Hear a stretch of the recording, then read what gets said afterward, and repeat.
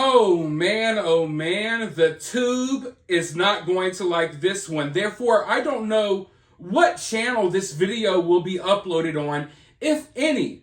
But I am trying to get this information out there. If you have not already, follow me on Twitter. It is very important because there are things that I could talk about there, news that I can break there, important details that I could reveal there that I can't on YouTube.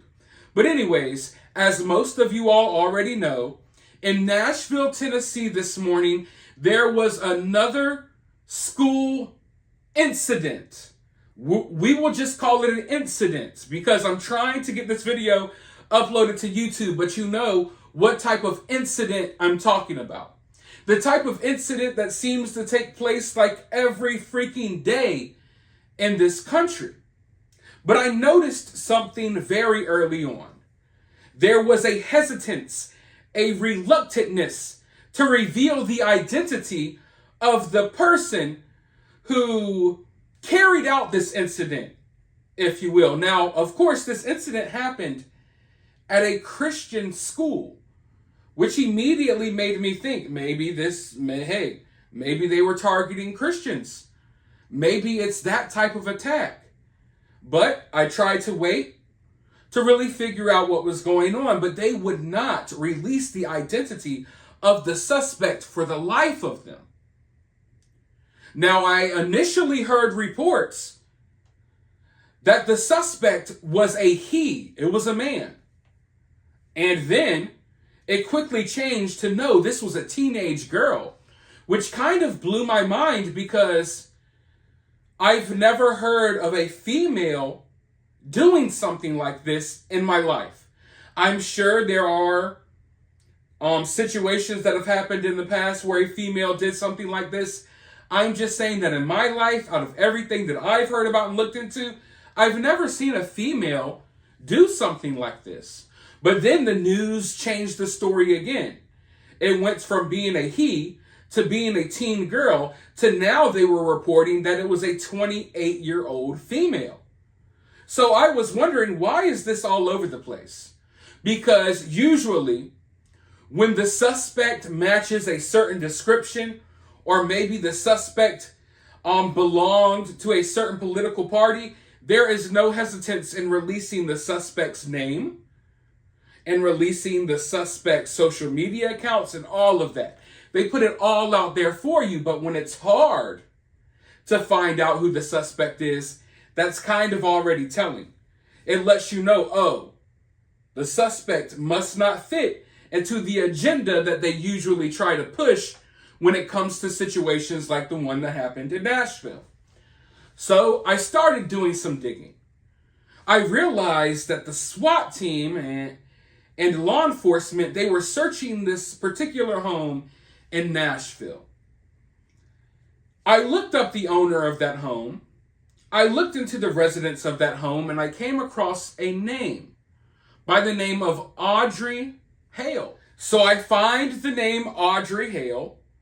I start looking into things. I find some pictures, and I find an Instagram account that basically gets wiped out completely in the process of me trying to look into it, which has to be one of the craziest things to ever deal with as someone that covers news stories. Situations like this, when they don't fit a particular narrative or agenda, the information about these people gets wiped away so quickly. So in real time, I'm on the internet finding stuff out about Audrey Hale, finding awards that she may have been given, all type of stuff. And I'm seeing like pictures of her being erased from the internet. Whole freaking websites are crashing.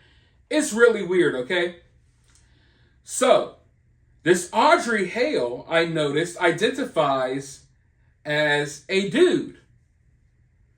Now, right there, the alarm goes off in my head. Because I'm like, okay, bingo. This explains the confusion. Because I've never seen it before. And listen, I cover these types of stories basically for a living. So I deal with this type of stuff every single day. I've never heard reports come out that, oh, this suspect is a male, and then they change it, oh, it's a teen girl, and then they change it, oh, it's a grown woman. That's a big difference, That's a big difference. And I know that we live in confusing times where everyone seems to be confused if they're a girl or a boy or not. So I figured that there may be something to that. I did not want to hop out there and report anything. And if you're a follower on my Twitter, you already know I tried to be as careful and respectful with this information as possible.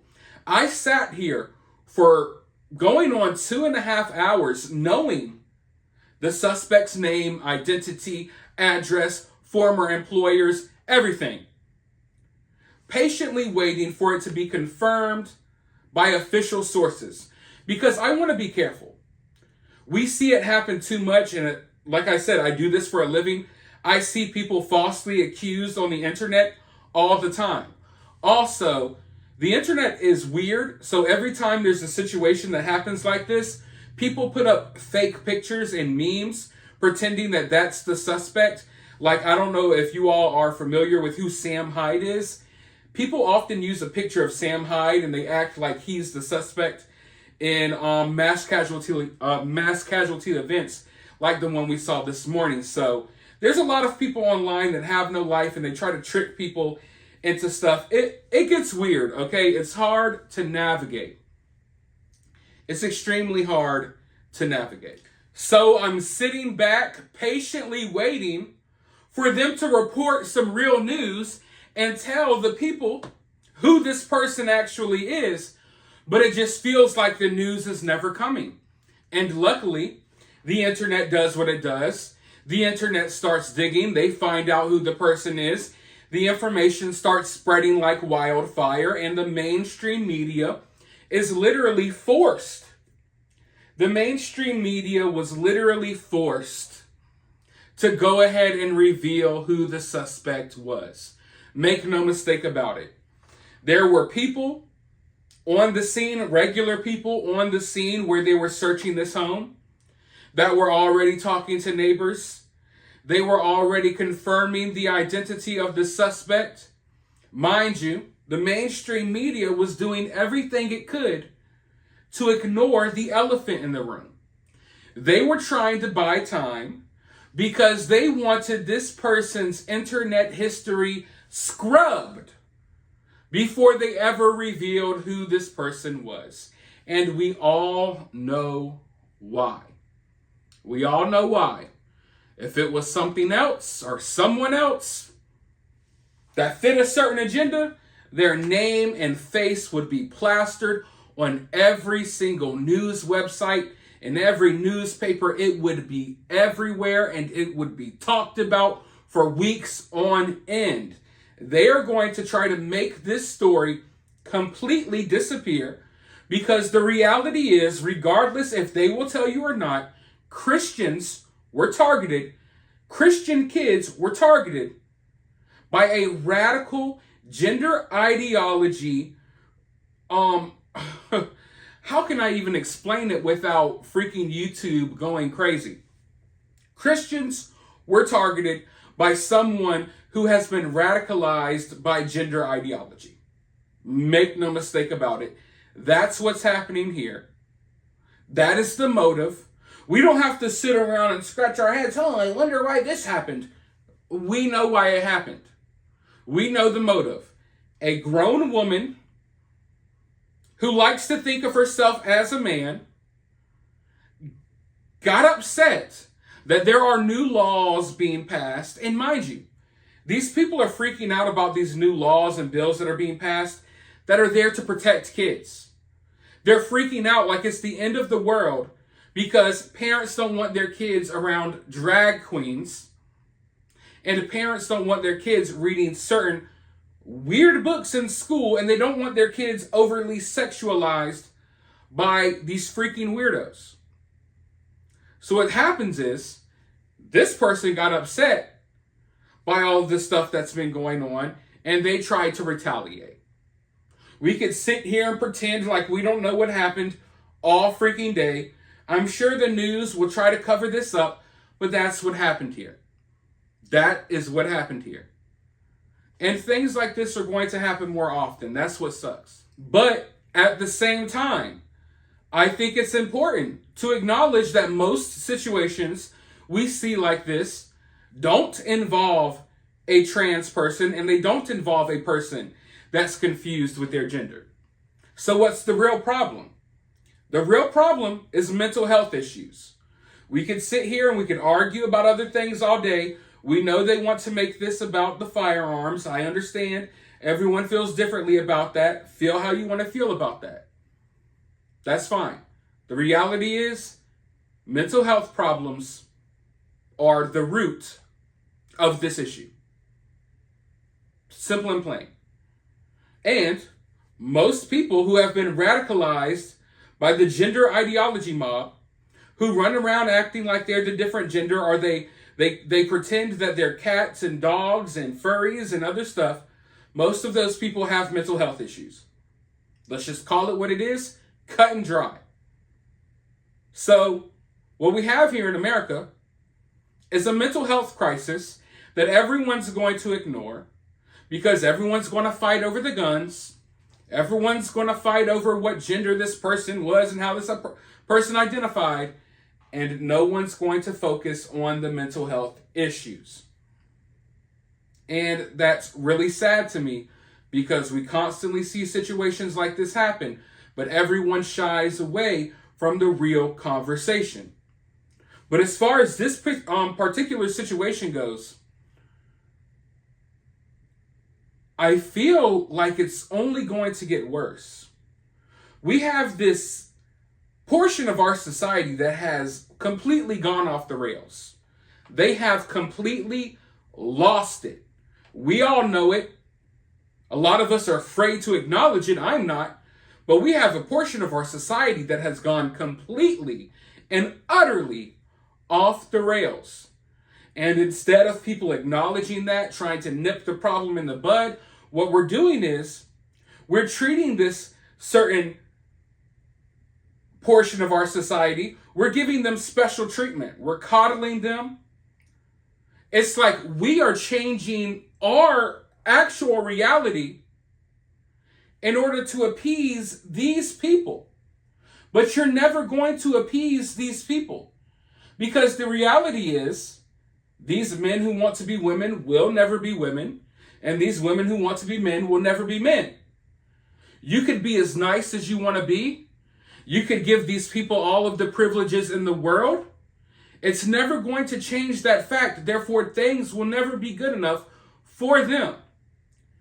And then, what makes it even worse is we have these politicians that are trying to convince these already mostly mentally ill, vulnerable people that, oh, people are trying to hurt you and erase you and all of these bills are against you. It's going to cause a genocide of trans kids. And it's like, what in the hell are people even talking about? Yes, there are new laws and bills being put in place to make sure that parents can't chop off their kids' body parts. There are things being put in place to make sure that you don't send your kid to elementary school only for them to be getting twerked up by a freaking grown man in a dress in the library. But to them, that's genocide. It's violence. That's what they're being told by politicians right here in America.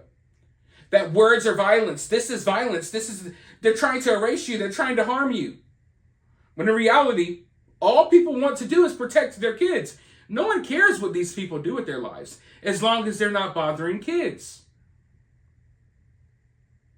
But if they weren't bothering kids, we would have a problem on our hands, right? Because all of us would be happily living together in a society.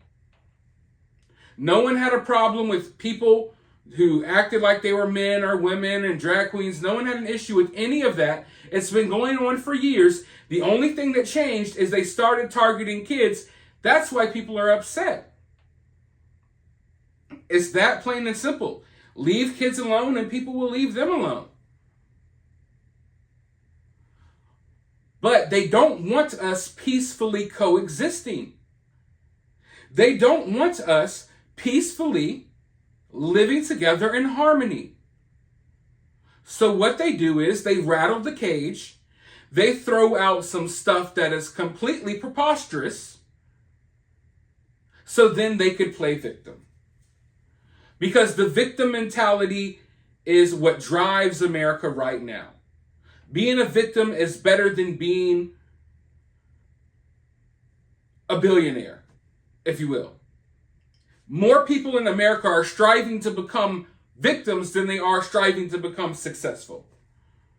Because somewhere along the lines, our vision has been blurred, and our upcoming generations view victimhood as success. Because we have incentivized victimhood.